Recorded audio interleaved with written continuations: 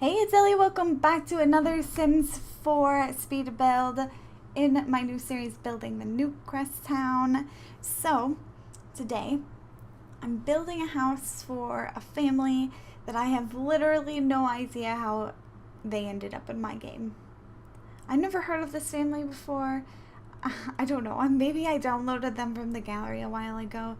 I don't even remember their names, to be honest. But basically, this family is a mixed race family of, I believe it's 2 white adults that adopted 2 other children of different ethnicities. So they're kind of a weird looking family, but they're really cute, and I decided to build them a home in Newcrest because I don't know, I just like to build for family. Sometimes it helps me figure out a house. So, like I mentioned in one of my previous videos, or maybe I didn't mention it yet because, I don't know, I've recorded a few of these videos already, but I'm recording this one and putting it out soon because, well, I want to talk about my trip and stuff to New York, so, yeah. But first, the house. I mentioned a while ago that I'm trying to do some new things in my Newcrest build series. New as in, like, different ways to build houses, and so for this one I'm doing a split level house. I don't usually do these because they're kind of difficult to manage in the game. They make things a little weird. Like later you'll see me put a fireplace and it doesn't go onto the ground. It goes onto, like, there's supposed to be a foundation under it, so it's like floating at the bottom of the wall height. But it doesn't account for the foundation height that's also part of the wall, if that makes sense.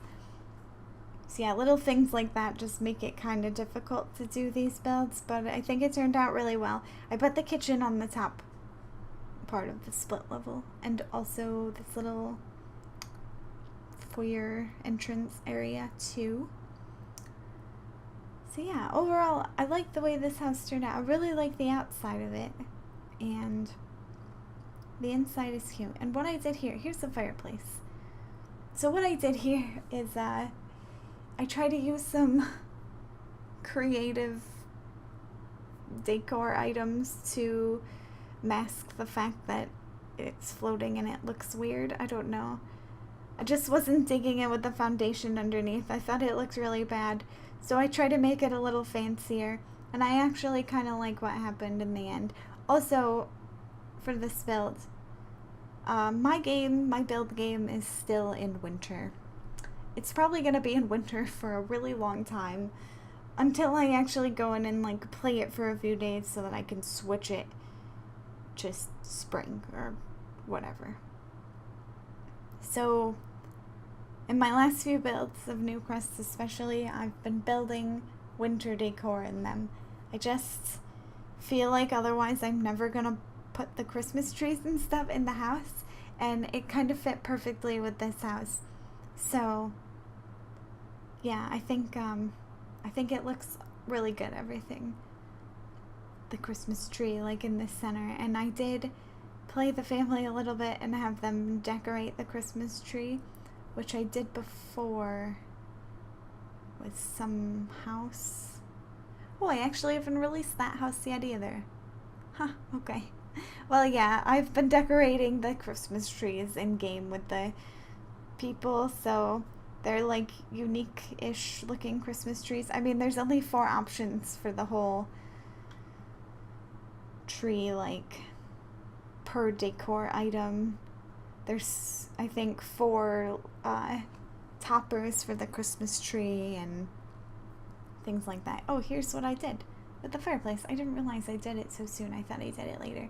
Yeah, then I put some holly or whatever, strings of it, on the top. So, I don't know. It's kind of like a mantelpiece a little bit.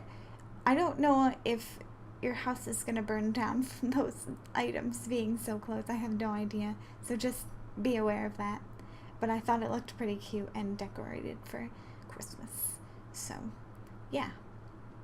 Well, that's enough about the house, though. I think I'm going to talk about my vacation now. I had an awesome time.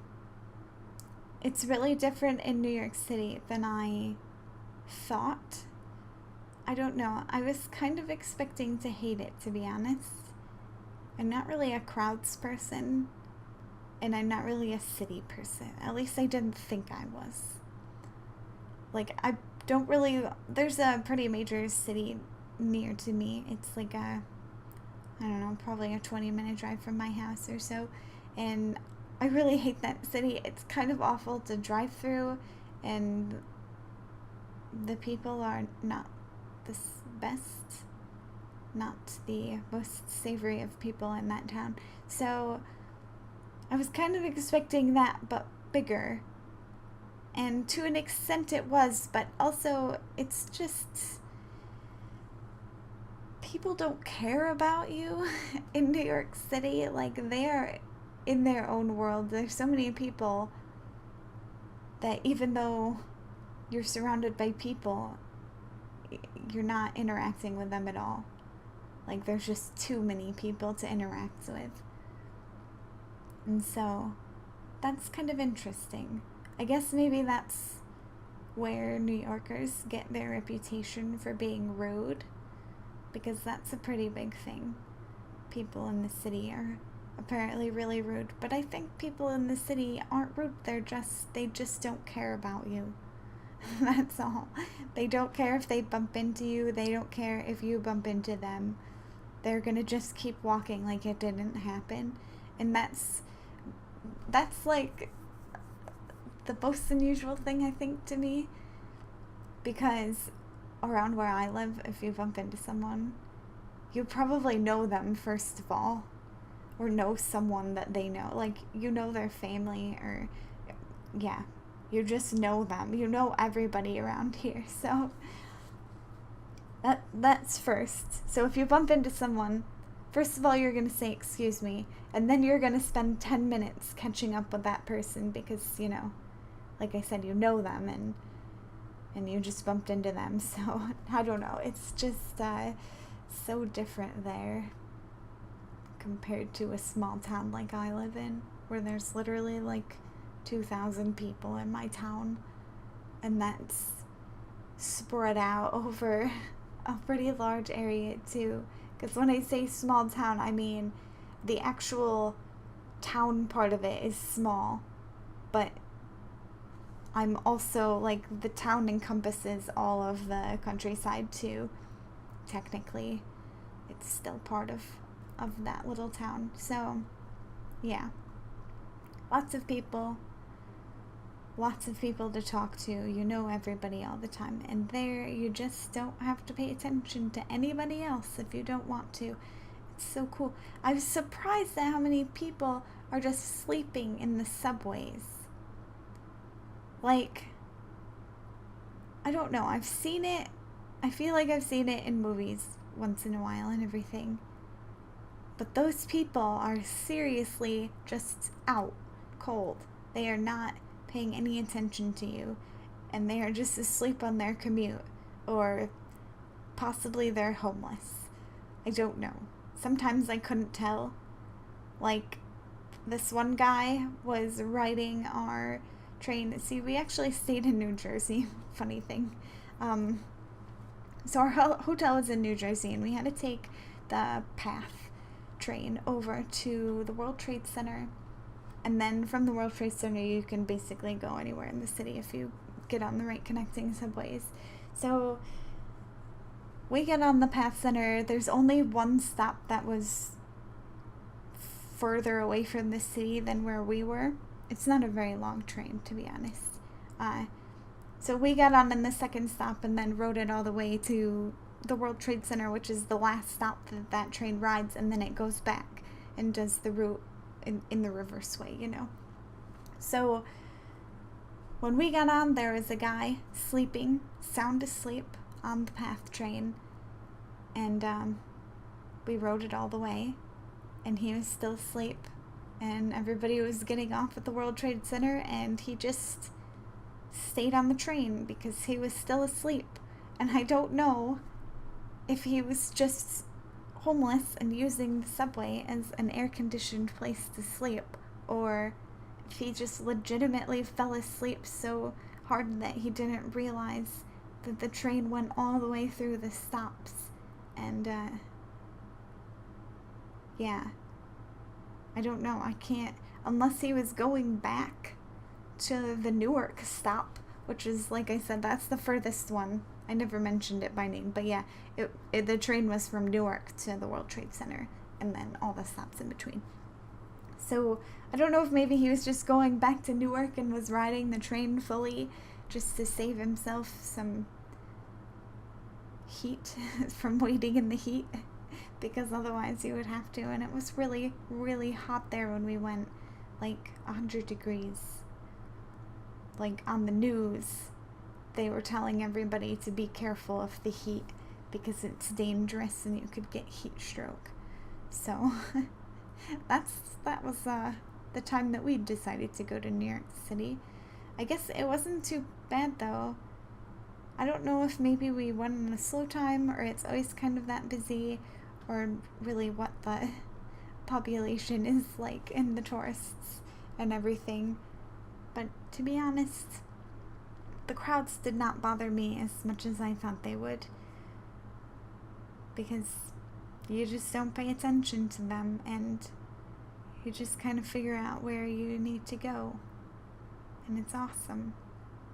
The subway is a little confusing at first, but I feel like that's one of those things where if you live there for some time, it would be really easy to figure out, especially since the city is the kind of place where you don't really have to go that far. Like maybe once in a while you will go to some place like for an event, or I don't know, just for a day trip or something, but I feel like for the most part people are going to work and going home, and everything else that they need is somewhere in between like in between their work and home. So they just have to get off a subway and then find it on the street somewhere, whatever they need, groceries or food or what, I don't know, whatever, like toilet paper or whatever the heck people need to buy at the time. Like there's so many little stores everywhere that just everything you need is probably within a block or two of your house. And that is weird too, because I'm used to the closest thing to my house being a gas station, and that's a 15-minute drive. So it's like